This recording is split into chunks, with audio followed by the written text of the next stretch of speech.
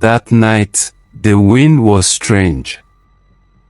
It moved like a living thing, crying through the trees, twisting around the huts. We woke up to screams from Afor Market. Flames rose high into the sky. And in the middle of the fire, I saw her.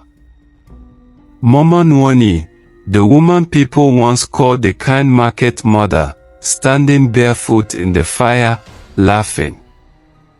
Her eyes were red.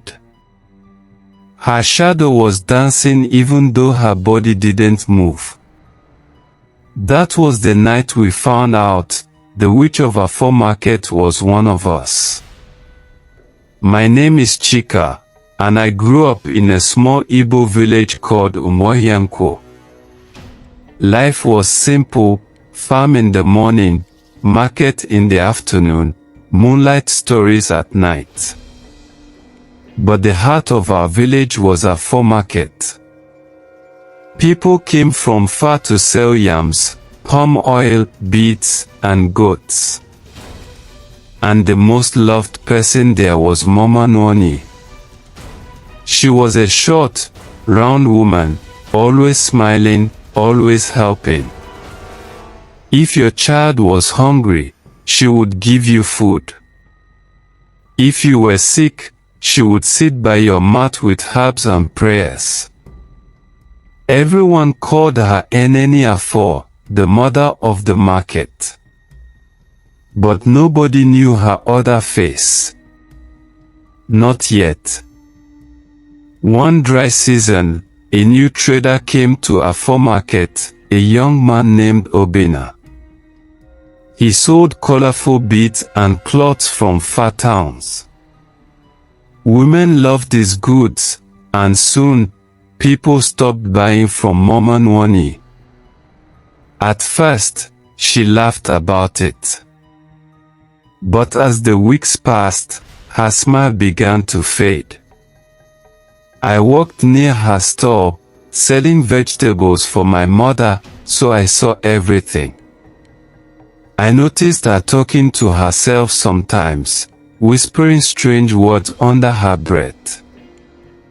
Then one evening, she walked up to Obina and said, "You're taking all my customers. But remember, the market has spirits. Be careful who you offend." Obina laughed and said, "Mama, may the spirits bless us both." But that night, the wind changed. The next morning, Obina's goods were soaked with red palm oil. No one knew how it happened. His store smelled terrible. He cleaned everything, but people said the market spirits were angry with him. Then, goats started dying around his store. 3 days later, his younger sister fell sick, eyes swollen, body burning hot. The village healer said, "This is not ordinary sickness." Whispers began to spread. Some said it was jealousy.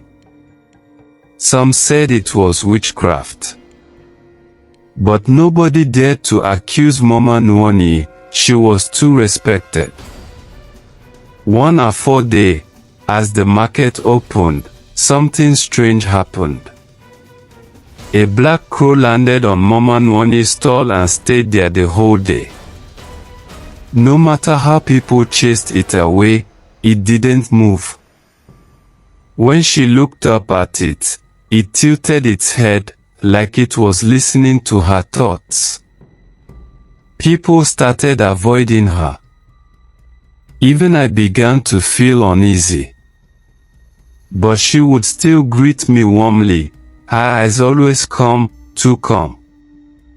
That same evening, Obina collapsed in front of his store. His mouth foamed. He died before anyone could help. Everyone screamed. People said the market was cursed. But the elders warned us. Do not speak what you cannot prove. Still, I saw the way Mama Nwanyi smiled when Obina's body was carried away. That smile has never left my memory. A week later, the market began to fall apart. Traders complained of lost money, missing goods, and whispers at night. No one stayed after sunset anymore. One night, I decided to find out the truth. I hid behind a palm tree near the market square. The moon was high, the air cold. Around midnight, I saw Mama Nwanyi walking quietly into the market. She wore a red wrapper and carried a small clay pot. She knelt at her stall, drew something on the ground, and began to talk, but her voice wasn't normal.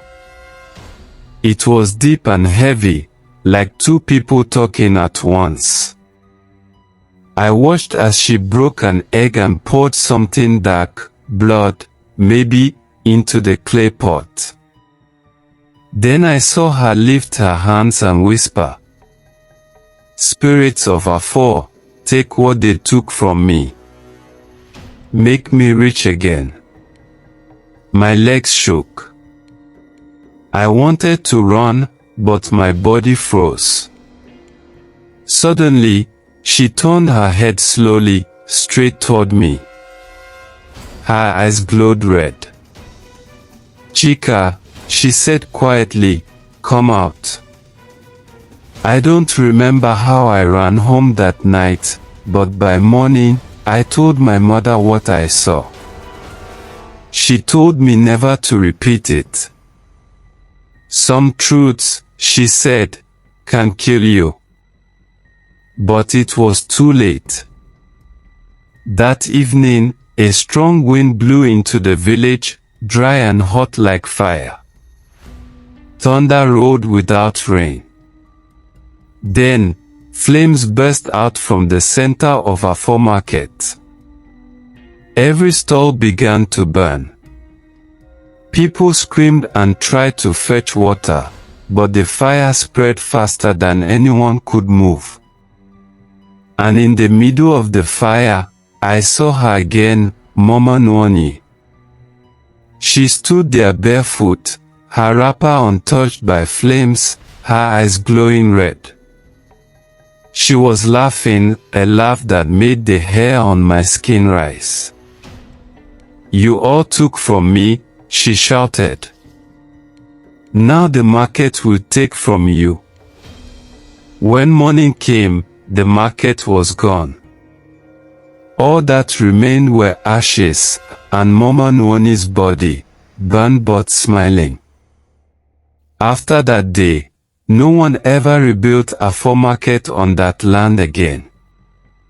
The elders moved it to another village, far away. People said the spirits there were too angry.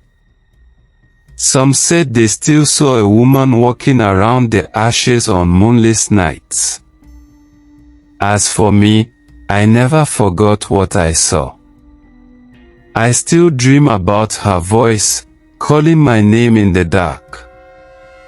Sometimes, when I pass by the old market ground, I hear the faint sound of cowries dropping, like coins falling on wood.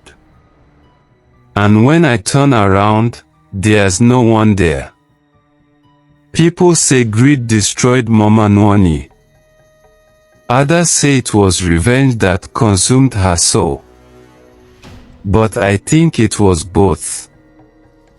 Because sometimes, when you let anger sit too long in your heart, it becomes something else, something dark that even the spirits can't control. That's the story of the Witch of Afor Market. And if you ever go to Umuahia Nkwo and hear the wind cry through the trees, don't stay too long. It might not be the wind you're hearing,